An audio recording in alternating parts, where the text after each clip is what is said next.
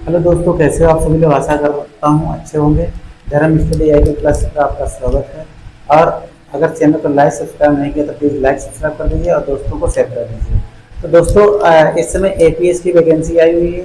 अब एपीएस के बारे में आज एक वीडियो बनाएंगे आप लोगों को जानकारी देने के लिए कि आप लोग क्या क्या करना चाहिए, ओटीआर क्या होता है और उसकी एलिजिबिलिटी क्या है, क्या योग्यता है, इसके बारे में हम बात करेंगे। तो दोस्तों, इसके बारे में बात के लिए एक वीडियो बना देंगे, आप लोग देख लीजिएगा पूरी जानकारी। फिर हम लोग देखते हैं, जो हम लोग पढ़ते हैं अनुच्छेद 52 से लेकर 151 तक भाग 5 क्या था, संघ। भाग 5 क्या है, संघ है संविधान का। भाग 5 किससे संबंधित, संघ से संबंधित है। अनुच्छेद 52 से लेकर 151 तक इसमें हम राष्ट्रपति पढ़ रहे थे। इसमें हम पहले क्या पढ़ते थे, राष्ट्रपति। राष्ट्रपति कहाँ से कहाँ तक, 52 से लेकर 62 तक किसका उल्लेख है, राष्ट्रपति का उल्लेख है। तो 52 में क्या था, भारत का एक राष्ट्रपति होगा। 53 क्या है, जो संघ की कार्यपालिका शक्ति वो राष्ट्रपति में निहित होगी। 54 में उसकी निर्वाचन था। 55 में उसकी रीत थी। और 56 में क्या था, उसका पुनः निर्वाचन। अगर वो पुनः निर्वाचित होता है तो उसके लिए क्या पात्रता होनी चाहिए। और इसी प्रकार 57, 58 शर्तें थी 58 में। और 59, 60 में शपथ था। तो इस प्रकार से हम एक एक करके आपको अनुच्छेद पढ़ा रहे हैं। और आज हम बात करें महत्वपूर्ण बिंदुओं की। क्या राष्ट्रपति का चुनाव किस प्रकार से होता है, कौन कौन लोग उसमें मतदान करते हैं और उसकी क्या प्रक्रिया होती है। अगर कोई भी उसके राष्ट्रपति चुनाव में विवाद हो जाए तो उसका निपटारा कौन करता है, इन सब के ऊपर आज हम लोग बात करेंगे विस्तार से। चलो दोस्तों, देखते हैं। हमारा आज का टॉपिक है जो राष्ट्रपति। आशा करता हूँ आपको अच्छा लगेगा और समझ में आएगा। चलिए देखते हैं। देखिए दोस्तों, राष्ट्रपति की हम बात कर रहे थे, अनुच्छेद 52 से लेकर 62 तक चल रहा था। और इसकी कौन सा भाग है, भाग 5 संघ। पूरा टोटल भाग जो 5 है वो 52 से लेकर 151 तक है। तो सबसे पहले दोस्तों हम बताएंगे कि इसमें राष्ट्रपति की जो निर्वाचन विधि है, राष्ट्रपति की निर्वाचन विधि किससे ली गई है, आर्टिकल 55 में। ठीक है, निर्वाचन विधि किसमें, अनुच्छेद 55 में।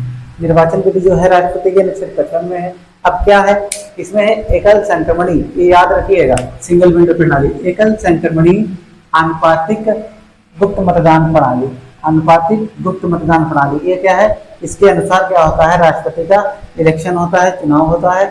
इसके आधार पर एकल संक्रमणी आनुपातिक गुप्त मतदान प्रणाली के आधार पर। ठीक है, अब इसमें क्या होता है, ये उम्मीदवार कैसे बनता है, राष्ट्रपति को उम्मीदवार कौन बना सकता है। तो इसके लिए क्या होता है, 50 प्रस्तावक होते हैं जो क्या करते हैं, प्रस्ताव उसको देते हैं कि आपको राष्ट्रपति चुनाव लड़ना चाहिए। ठीक है, 50 प्रस्तावक होते हैं और 50 अनुमोदक होते हैं जो क्या करते हैं, उसको सपोर्ट करते हैं। 50 क्या होते हैं, अनुमोदक होते हैं। ठीक है, लेकिन ये प्रस्तावक अनुमोदक वही होंगे जो राष्ट्रपति के निर्वाचक मंडल में होंगे, या निर्वाचन मंडल में क्या होंगे होंगे वही क्या है, इनके 50 प्रस्तावक और 50 अनुमोदक होंगे। ठीक है, अब वर्तमान की ये स्थिति है, 50 प्रस्तावक और 50 अनुमोदक। अगर और वर्तमान में इसकी जमानत राशि कितनी है, राष्ट्रपति का जो पर्चा भरा जाता है, जमानत राशि 15,000 रुपये।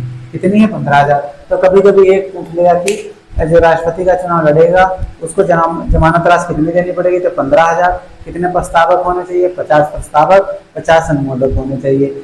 ठीक है, और जो प्रस्तावक अनुमोदक है वो राष्ट्रपति के निर्वाचन मंडल के ही होने चाहिए। अगर हम इसके पहले बात करते हैं, जब शुरुआत हुई थी 1952 में पहला राष्ट्रपति का चुनाव हुआ था, तो उसमें क्या था वो भी हम देख लेते हैं। तो इसमें क्या था, 1952 की जब बात है तो इसमें प्रथम जो राष्ट्रपति चुनाव हुआ था 1952 में, उसमें एक प्रस्तावक क्या होता था, एक प्रस्तावक और एक अनुमोदक होता था। ठीक है, उसमें क्या होता था 1952 में, एक प्रस्तावक एक अनुमोदक। एक लोग प्रस्ताव पेश कर देंगे और एक लोग उसका अनुमोदन कर देंगे, तो वो व्यक्ति क्या होगा, राष्ट्रपति का चुनाव लड़ने योग्य हो जाएगा या लड़ सकता है। ठीक, तो एक प्रस्तावक और एक अनुमोदक हो जाएगा। ठीक, कब, 1952 की बात है। ठीक, जब राष्ट्रपति चुनाव हुआ था। अब इसमें उस समय जमानत राशि कुछ भी नहीं थी, उसमें उस समय इसमें जमानत राशि बिल्कुल नहीं थी। ठीक, जमानत राशि नहीं थी, शून्य थी। ठीक है, 1952 की। फिर धीरे धीरे ये प्रक्रिया चलती रही। 1974 में क्या हुआ, 1974 में हुआ, 1974 में 10 अनुमोदक और 10 प्रस्तावकों का क्या किया गया, प्रावधान किया गया संविधान में कि 10 लोग क्या करेंगे, उसका प्रस्ताव रखेंगे और 10 लोग उसका अनुमोदन करेंगे, तो वो व्यक्ति राष्ट्रपति चुनाव लड़ सकता है। और इसमें जमानत राशि कितनी कर दी गई, 2500 रुपये। 2500 रुपये मात्र। कब, 1974। तो देखिए, जब पहला चुनाव हुआ था राष्ट्रपति, जब डॉक्टर राजेंद्र प्रसाद राष्ट्रपति बने थे, तो उसमें एक प्रस्तावक था, एक अनुमोदक था। लेकिन धीरे धीरे ये 1974 में 10 प्रस्तावक 10 अनुमोदन हो गए और इसकी जमानत राशि 2500 रुपये हो गई, लेकिन शुरुआत में बिल्कुल नहीं थी। ठीक, फिर 1997 की बात करते हैं। 1997 से यह प्रक्रिया जो अभी मैंने आपको बताई 50 प्रस्तावक और 50 अनुमोदक, ये 1997 से लागू हुई। और जमानत राशि कितनी? 15,000। और ये कहाँ जमा होगी? RBI में, रिजर्व बैंक ऑफ इंडिया में इसकी जमानत राशि जमा होगी। ठीक है, और एक व्यक्ति 4 फॉर्म भर सकता है, एक व्यक्ति 4 फॉर्म भर सकता है, लेकिन उसकी जमानत राशि क्या होगी? एक ही फॉर्म की पड़ेगी। ठीक है, तो कभी कभी पूछ सकते हैं कि राष्ट्रपति चुनाव में कितने फॉर्म भर सकता है? एक व्यक्ति 4 फॉर्म भर सकता है, लेकिन जमानत राशि उसको एक ही देनी पड़ेगी। ठीक, अब इस प्रकार से ये हुआ। अब इसका चुनाव कौन करवाता है? राष्ट्रपति का चुनाव कौन करवाता है? तो निर्वाचन आयोग करवाता है। कौन? निर्वाचन आयोग। अब निर्वाचन आयोग किस अनुच्छेद में, किस भाग में, आप कमेंट बॉक्स में करके लिखकर बताइए। ठीक, तो निर्वाचन आयोग इसमें क्या होता है? ये जो चुनाव करवाता है इसके 3 स्तर होते हैं। क्या होते हैं? चुनाव, कोई भी चुनाव होता है तो उसके 3 स्तर होते हैं कि चुनाव प्रक्रिया कैसे संपन्न हुई, कोई विवाद तो नहीं हुआ। तो इसमें देखते हैं कि जो चुनाव प्रक्रिया है, निर्वाचन आयोग चुनाव प्रक्रिया करवाता है, वो चुनाव आयोग करवाता है। ठीक, चुनावी प्रक्रिया कौन करवाता है? चुनाव आयोग करवाता है। क्लियर? लेकिन अगर चुनाव संपन्न कौन कराता है? चुनावी प्रक्रिया अलग चीज है, और चुनाव संपन्न कौन कराता है? संसद कराती है। कौन कराती है? संसद। कौन कराती है? संसद। अब संसद में कौन कराता है? संसद में इसमें लोकसभा और राज्यसभा के जो महासचिव होते हैं, जो लोकसभा और राज्यसभा के महासचिव होते हैं, ये बारी बारी से पीठासीन अधिकारी बनकर क्या करवाते हैं? इसका चुनाव संपन्न करवाते हैं राष्ट्रपति का। ठीक है, तो फिर से एक बार देख लीजिए, तो जो चुनाव संपन्न कौन कराता है? लोकसभा और राज्यसभा के जो महासचिव होते हैं वो पीठासीन अधिकारी बनकर बारी बारी से चुनाव संपन्न करवाते हैं। ठीक है, अब बात करते हैं विवाद। बाई चांस अगर किसी को कोई व्यक्ति आरोप लगाता है कि इसमें धांधली हुई है, गड़बड़ी हुई है, तो वो चुनाव विवाद कौन निपटाता है? सुप्रीम कोर्ट निपटाता है। कौन? अगर विवाद होता है तो सुप्रीम कोर्ट अनुच्छेद 71 के थ्रू क्या करता है? उस चुनाव, जो राष्ट्रपति के चुनाव में जो विवाद हुआ उसका निर्णय करता है। ठीक है, सुप्रीम कोर्ट अनुच्छेद 71 में। ठीक, अब अगर शिकायत कौन कर सकता है? ऐसे नहीं कि कोई भी व्यक्ति या शिकायत कर दे कि इसमें धांधली हुई और वो चुनाव रद्द कर दिया या दोबारा हो ना। शिकायत कौन कर सकता है? उम्मीदवार कर सकता है। कौन कर सकता है? उम्मीदवार कर सकता है, या निर्वाचक मंडल के कम से कम 20 सदस्य कर सकते हैं, या निर्वाचक मंडल के कम से कम 20 सदस्य। चाहे जो उम्मीदवार हो, जैसे राष्ट्रपति का जो उम्मीदवार है वो शिकायत कर सकता है, या उसके निर्वाचन मंडल के 20 सदस्य कर सकते हैं। कितने? 20 सदस्य कर सकते हैं।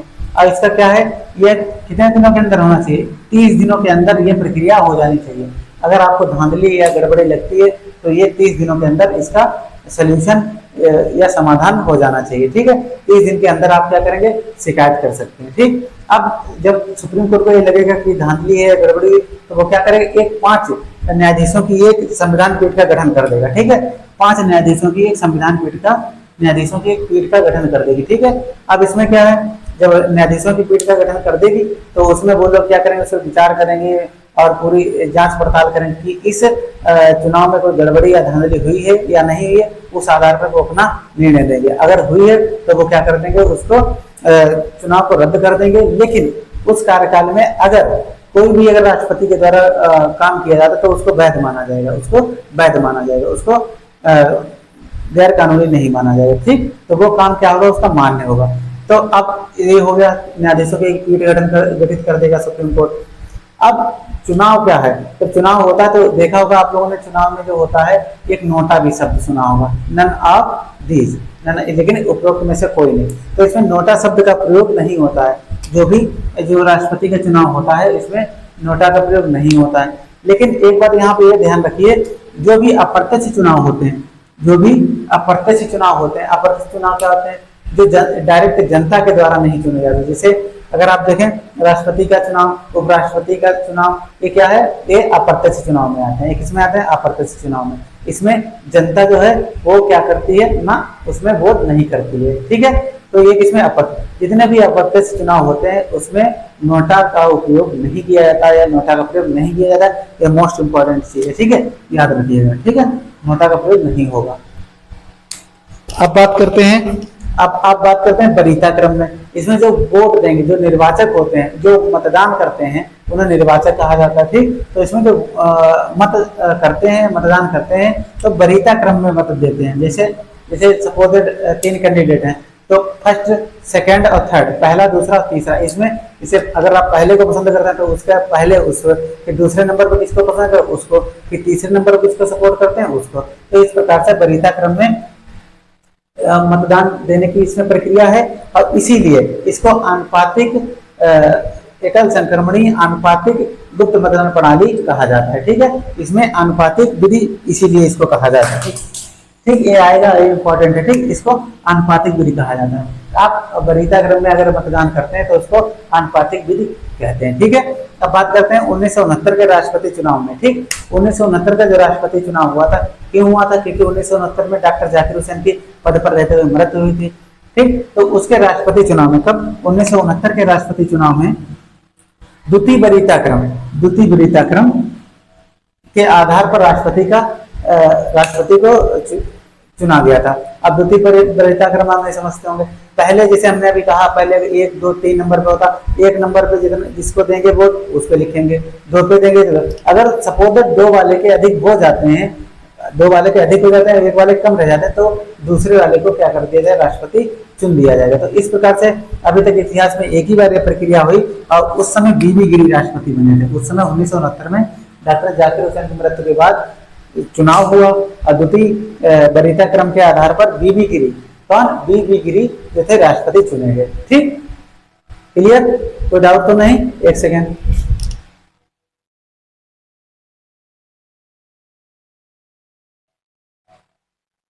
तो ये आपका क्लियर हुआ? अनुपातिक विधि समझ में आई? आप वरीयता क्रम में देंगे तो उसको अनुपातिक विधि कहा जाता है। ठीक है, अब बात करते हैं चुनाव। अब जो राष्ट्रपति का चुनाव या उपराष्ट्रपति का चुनाव हो, वो राजनीतिक दल के आधार पर नहीं होता है। राजनीतिक दल के आधार पर नहीं होता, मोस्ट इंपॉर्टेंट चीज है। ठीक है, राजनीतिक दल के आधार पर यह चुनाव नहीं होता है। ठीक है, अब इसमें अब ना ही व्हिप जारी की जाती है, ना ही व्हिप मतलब क्या होता है? व्हिप कोई बताएगा?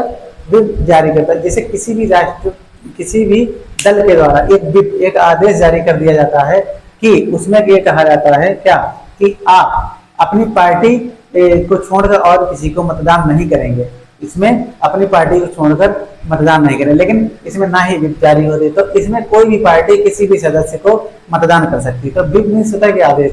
जैसे सपोज इसमें बीजेपी, भारतीय जनता पार्टी और राष्ट्रीय कांग्रेस पार्टी, ये 2 पार्टियां मुख्य रूप से हैं। तो इसमें एक राष्ट्रपति चुनाव में व्हिप जारी नहीं करेंगे। जिस व्यक्ति को मतदान करना वो कर सकता है, क्योंकि यहाँ पे राजनीतिक दल के आधार पर राष्ट्रपति का चुनाव नहीं होता है। और सारे इलेक्शन में है, उसमें व्हिप जारी कर सकता है कि जो पार्टी का सदस्य है वो उसी पार्टी को क्या करेगा? मतदान करेगा। ठीक है, तो इसमें व्हिप जारी नहीं होते। इंपॉर्टेंट चीजें याद रखिए। तो किस चुनाव में व्हिप नहीं जारी की जाती है? आपका राष्ट्रपति हो या उपराष्ट्रपति हो, इनमें किसी में व्हिप जारी नहीं किया। ये भी एक पार्टी का आदेश होता है।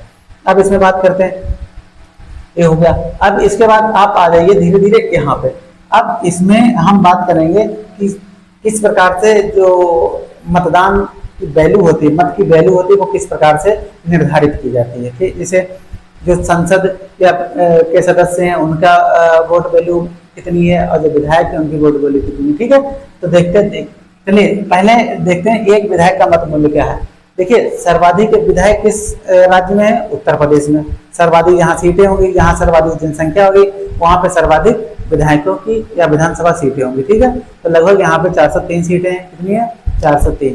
तो सर्वाधिक जनसंख्या है, इसलिए यहाँ पर सर्वाधिक विधानसभा सीटें हैं। तो इस आधार पर क्या होगा? सीटों का बंटवारा होता है। ठीक है, तो देखिए अब विधानसभा लिखा है।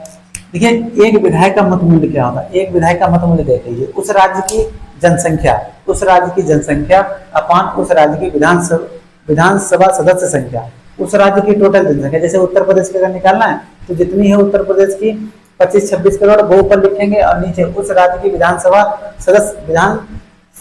सदस्य संख्या कितनी है। जैसे यहाँ 3 है तो ऊपर 25 करोड़ बटा कितनी हो जाएगी? 403। अब गुणे का निशान लगाएंगे, उसके बाद 1/1000 करेंगे, 1/1000 करेंगे, 1/1000 करेंगे। इससे आपकी एक विधायक की वैल्यू निकल आएगी, एक विधायक का मत मूल्य निकल आएगा। तो अब एक विधायक, अब यहाँ देखिए यह इसमें एक आदेश था 1971 की जनगणना के आधार पर। यह प्रक्रिया कब तक चलेगी? 2026 तक चलेगी। ठीक, कहाँ तक चलेगी? 2026 तक चलेगी। 1971 की जनगणना के आधार पर कब तक? 2026 तक इसमें कोई बदलाव नहीं होगा। अब बात करते हैं ईपी के विधायक का मत मूल्य कितना है, सर्वाधिक है। ईपी के विधायक का मत मूल्य कितना है? 208 है। कितना है? 208, जो पूरे भारत देश में सर्वाधिक है। ठीक है, 208 क्या है इसका विधायक का मत मूल्य है। ठीक, अब झारखंड देखिए, तमिलनाडु देखिए, इसका 176 है। झारखंड तमिलनाडु का 176, महाराष्ट्र का 175, बिहार का 173 और मध्य प्रदेश का 131 और हरियाणा का 112 और राजस्थान छत्तीसगढ़ का 129 और सिक्किम सबसे कम है। सिक्किम के जो विधायक का मत मूल्य है वो सबसे कम है। किसका? सिक्किम का। कितना है ये याद रखिएगा, सबसे अधिक उत्तर प्रदेश, सबसे कम सिक्किम। और अरुणाचल प्रदेश, मिजोरम के कितने? 8 और नागालैंड का 9। ना से नागालैंड, ना से 9। तो दोस्तों एक बार फिर से देख लेते हैं, ईपी के विधायक का मत मूल्य सर्वाधिक है, 208 है, जो पूरे भारत देश में सर्वाधिक है सभी राज्यों में। झारखंड तमिलनाडु का कितना है? 176, वहां 208। उसके बाद दूसरे नंबर अगर देखा है तो झारखंड तमिलनाडु 176, महाराष्ट्र का 175, एक कम कर दीजिए, बिहार का 173 और मध्य प्रदेश का 131, हरियाणा का 112, राजस्थान और छत्तीसगढ़ का 129। ठीक, अब सिक्किम का सबसे कम है। ठीक, तो सबसे अधिक उत्तर प्रदेश है, सबसे कम बाय सिक्किम की जनसंख्या सबसे कम है। ठीक है, 17 वर्ग किलोमीटर प्रति व्यक्ति है। ठीक है, वहां पर तो सबसे कम कितने? 7 और अरुणाचल प्रदेश मिजोरम की 8 और नागालैंड की 9। ठीक है, ये तो हो गया हमारा विधायक का, एक इसका हो गया विधायक का। अब बात करते हैं संसद की। संसद के सदस्य मतलब जो सांसद बनते हैं, संसद के एक सदस्य का मत मूल्य कितना होता है? संसद के एक सदस्य का मत मूल्य कितना होता है? देखिए, सभी राज्यों की विधानसभा, सभी राज्यों की विधानसभा प्लस दिल्ली व पुडुचेरी की विधानसभा।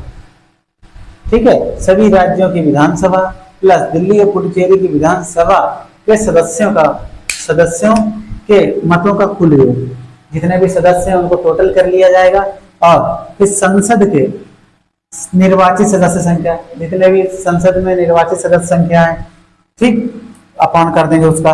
ठीक, तो ये समझ लीजिए सांसद का क्या है? संसद के एक सदस्य का कितना है बताइए? सभी राज्यों की विधानसभा प्लस दिल्ली और पुडुचेरी के विधानसभाओं के सदस्यों के मतों का कुल योग बटे संसद की निर्वाचित सदस्य संख्या, बटे संसद के निर्वाचित सदस्य की संख्या। अब देखिए इसमें जैसे 543 और 233 ये राज्यसभा के हैं, ये लोकसभा के हैं। एक लोकसभा में वर्तमान सीटें, ये राज्यसभा की वर्तमान सीटें हैं। ठीक, ये हो गया। तो टोटल 776 है, तो इसमें निर्वाचित सदस्यों की संख्या कितनी? चाहे वो लोकसभा के हों या राज्यसभा में, सबको टोटल नीचे रखा जाएगा, तो 776 नीचे रखा जाए। तो अगर देखा जाए एक सांसद का मत कितना होगा? 708 होगा। संसद मतलब एक सांसद का मत वैल्यू कितनी होगी? मत मूल्य कितना होगा? 708। तो विधायक की कितनी होगी? और सभी सांसदों का मत मूल्य क्या होगा? एक समान होगा। ठीक है, यह पूरे देश की जनसंख्या के आधार पर इसको निकाला जाता है। तो सभी सांसद कहीं का भी हो, उसकी संख्या या मत मूल्य एक समान होगा। ठीक है, तो विधायक का देख लीजिए, विधायक का 208 बताया था, इसमें 208 जिसमें यूपी नंबर 1 पे था। और यहाँ पे अगर सांसद की बात करें, इसका हो जाएगा 708। ये क्वेश्चन मोस्ट इंपॉर्टेंट है और आने वाली परीक्षाओं में पूछे जाने वाले हैं। ठीक है, तो दोस्तों अब आगे देखते हैं कुछ महत्वपूर्ण।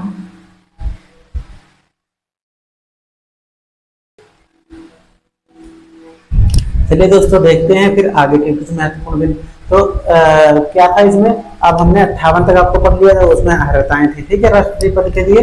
अब बात करेंगे किसकी? अब बात करेंगे शपथ की। अनुच्छेद 60 में क्या? शपथ और प्रतिज्ञान, दो शब्द आते हैं संविधान में, शपथ और प्रतिज्ञान, जो दोनों चीजें दी जाती हैं। शपथ भी दी जाती है, प्रतिज्ञान। अब इसमें अंतर क्या है वो आपको बताएंगे। शपथ क्या होती है? शपथ ईश्वर में जो विश्वास रखते हैं वो कहते हैं हम ईश्वर की शपथ लेते हैं। और जब ईश्वर में विश्वास नहीं या आस्था नहीं रखते हैं वो प्रतिज्ञान शब्द यूज करते हैं। शपथ की जगह किसका यूज करते हैं? प्रतिज्ञान का। और जो विश्वास करते हैं वो आपका शपथ करते हैं। ठीक है, ठीक, ये राष्ट्रपति की शपथ का प्रावधान किसमें है? अनुच्छेद 60 में। शपथ या प्रतिज्ञान, क्लियर हुआ? प्रतिज्ञान क्या होता है? जो ईश्वर में विश्वास नहीं रखते हैं वो प्रतिज्ञान शब्द का यूज करते हैं, और शपथ जो ईश्वर में विश्वास रखते हैं। अब प्रारूप क्या है इसका? सुप्रीम कोर्ट के जो मुख्य न्यायाधीश होंगे सुप्रीम कोर्ट के जो मुख्य न्यायाधीश होंगे वो क्या करेंगे, मुख्य न्यायाधीश हो या उनकी अनुपस्थिति में वरिष्ठ न्यायाधीश हो, या ये मुख्य न्यायाधीश सीजीआई चीफ जस्टिस या वरिष्ठ न्यायाधीश क्या करेंगे, राष्ट्रपति को शपथ दिलाएंगे, राष्ट्रपति को शपथ दिलाएंगे। क्लियर। अब बात करते हैं 59 की। अनुच्छेद 59 में क्या है, राष्ट्रपति पद पर निर्वाचित सदस्य संसद राज्य विधानसभा का सदस्य नहीं होगा। जब भी राष्ट्रपति का चुनाव होता है और वो क्या होता है, राष्ट्रपति का चुनाव जीत जाता है, तो वो किसी भी सदन का, चाहे वो लोकसभा या राज्य विधानसभा, किसी का सदस्य नहीं रहेगा, किसी का सदस्य नहीं होना चाहिए। कौन, राष्ट्रपति, किसी का सदस्य नहीं होना चाहिए। दूसरा है, और जब वो राष्ट्रपति का पद धारण करे तो लाभ का पद नहीं होना चाहिए। अब लाभ के पद में हमने कल बताया था आपका, राष्ट्रपति, उपराष्ट्रपति, राज्यपाल, संघ या राज्य के मंत्री जो आते हैं वो लाभ के पद में नहीं आते हैं, तो लाभ का पद नहीं होना चाहिए किसके पास, राष्ट्रपति के पास। फिर तीसरा है, उसके भत्ते और जो विशेषाधिकार हैं संसद बिना किराए का आवास, देखो भत्ते और विशेषाधिकार को संसद क्या कर सकती है, बढ़ा सकती है। ठीक है, भत्ते और जो से मिलते हैं या जो से विशेषाधिकार मिलते हैं उससे संसद क्या कर सकती है, बढ़ा सकती है। बिना किराए का आवास उसे मिलेगा, उसे बिना किराए का आवास, उससे कोई भी किराया नहीं लिया जाएगा, वो क्या करेगा, हमेशा उसमें रहता रहेगा। कौन, राष्ट्रपति। पद पर रहते हानिकारक परिवर्तन नहीं कर सकती संसद, पद पर रहते हुए हानिकारक परिवर्तन उसमें नहीं कर सकते, ना तो उसके वेतन भत्ते, ना ही उसके जो विशेषाधिकार है उसमें। ठीक है, ये हो गया। अब बात करते हैं जो हमारा संवैधानिक संरक्षण राष्ट्रपति को किस अनुच्छेद में प्राप्त है, संवैधानिक संरक्षण अनुच्छेद 361 में क्या है, उसको राष्ट्रपति को प्राप्त है। ठीक है, राष्ट्रपति को संवैधानिक संरक्षण अनुच्छेद 361 के द्वारा प्राप्त किया गया। राष्ट्रपति हो गया, राज्यपाल हो गया या राज्य प्रमुख हो गया, राज्य का प्रमुख होगा, इन सभी का संवैधानिक संरक्षण अनुच्छेद 361 में, किसमें, 361 में है। ठीक, फिर पद पर रहते हुए न्यायालय आदेश जारी नहीं कर सकता है और गिरफ्तारी नहीं हो सकती इनकी, किनकी, राज्यपाल हुआ, राष्ट्रपति हुआ, राज्य प्रमुख हुआ, जब तक वो पद पर रहेंगे ना इनकी गिरफ्तारी होगी और ना ही न्यायालय आदेश जारी कर सकता, ना ही वारंट या कुछ भी जारी नहीं कर सकता और इनको गिरफ्तार भी नहीं करवा सकता। ठीक, लेकिन दीवानी मामलों में एक कंडीशन दे रखी है कि अगर कोई दीवानी मामला है तो उसमें 2 महीने याद रखना, 2 महीने पहले उसे सूचना दी जाएगी और उससे पूछताछ की जा सकती है। किसको, राष्ट्रपति को। किससे, राष्ट्रपति को। ये हो गया। अब बात करते हैं अनुच्छेद 61 की। 61 में राष्ट्रपति पर महाभियोग आता है, किस स्थिति में महाभियोग लाया जाएगा या किस स्थिति में वो महाभियोग उसको माना जाएगा। ठीक, तो राष्ट्रपति के लिए ही महाभियोग शब्द का उल्लेख है। नंबर 1 बात, किसी भी और पद के लिए राष्ट्रपति महाभियोग शब्द यूज नहीं है, लेकिन सिर्फ राष्ट्रपति पद के लिए महाभियोग शब्द का उल्लेख किया गया है संविधान में। ठीक, अब क्या है, महाभियोग लगता है किस आधार पे, संविधान के उल्लंघन में लगता है किसी भी सदन को, ये संविधान का सही से पालन नहीं हो रहा, उल्लंघन हो रहा, तब वो क्या करेंगे, महाभियोग की प्रक्रिया लाएंगे। और इसमें संविधान के उल्लंघन और अतिक्रमण जैसे शब्द संविधान में परिभाषित नहीं है, ना ही उल्लंघन शब्द संविधान में परिभाषित है, ना ही अतिक्रमण जैसे शब्द परिभाषित नहीं है संविधान। क्लियर, समझ में आ रहा, क्या समझ में आ रहा बताइए। ठीक, तो इसमें आपके जो उल्लंघन और अतिक्रमण जैसे शब्द संविधान में इसका उल्लेख नहीं है, इसका उल्लेख नहीं है। ठीक,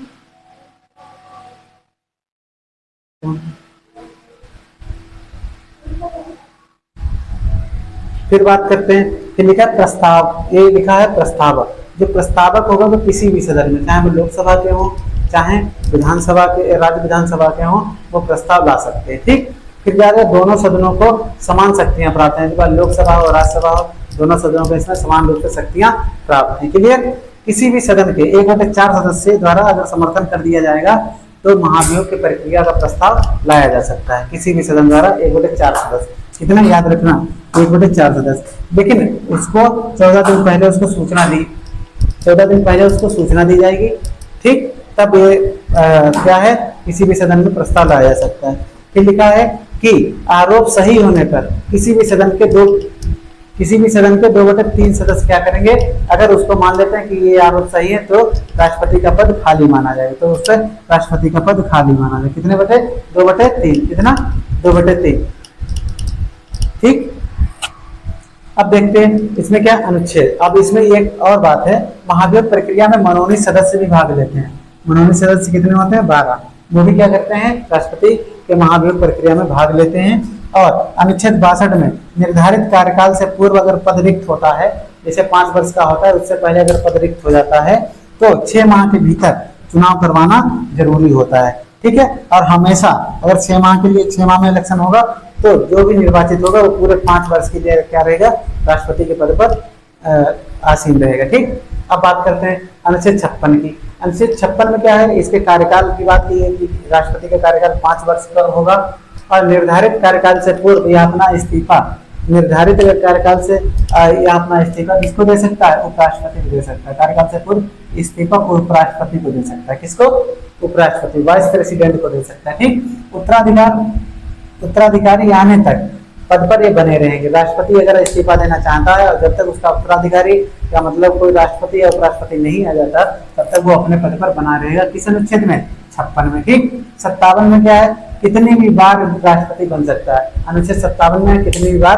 राष्ट्रपति बन सकता है। ठीक है, अब क्या है, अगर मृत्यु हो जाती है, इस्तीफा हो जाता है या हटाना होता है तो उपराष्ट्रपति राष्ट्रपति के रूप में कार्य करेगा। अनुच्छेद 65 में किसी की मृत्यु हो जाती है और उसको इस्तीफा दे देता है या हटा दिया जाता है तो अनुच्छेद 65 में वो क्या करेगा कि उपराष्ट्रपति जो है वो राष्ट्रपति का कार्य करेगा। उपराष्ट्रपति क्या करेगा, राष्ट्रपति का कार्य करेगा। उपराष्ट्रपति जो है राष्ट्रपति की पद की शपथ लेगा तब कार्य करेगा। ठीक, बीमार या अनुपस्थित होता है या सक्षम नहीं है, वो भी किसमें है, अनुच्छेद 65 में, तो उपराष्ट्रपति राष्ट्रपति का कार्य करेगा। फिर लिखा कार्यवाहक राष्ट्रपति जैसा शब्द संविधान में उल्लेखित नहीं है। ये क्वेश्चन पूछा जा चुका है। ठीक, संविधान के किस अनुच्छेद में कार्यवाहक राष्ट्रपति का उल्लेख है, किसी भी संविधान के अनुच्छेद में राष्ट्रपति शब्द, कार्यवाहक राष्ट्रपति शब्द का उल्लेख नहीं है। ठीक है, 1969 में बीबी गिरी, 1969 में बीबी गिरी ने इस्तीफा दिया था और मुख्य न्यायाधीश उस समय कौन थे, मोहम्मद हिदायतुल्लाह ने राष्ट्रपति के रूप में कार्य किया था। ठीक है, किसने, मोहम्मद हिदायतुल्लाह ने राष्ट्रपति के रूप में कार्य किया था 1969 में जब बीबी गिरी ने इस्तीफा दिया था। ठीक, तो इस प्रकार से दोस्तों ये राष्ट्रपति जो हम पढ़ा रहे थे उसके ये बिंदु महत्वपूर्ण बिंदु कंप्लीट होते हैं। अब हम आपको मिलेंगे कुछ और महत्वपूर्ण बिंदु बचे हैं। जब तक के लिए जय हिंद, जय भारत।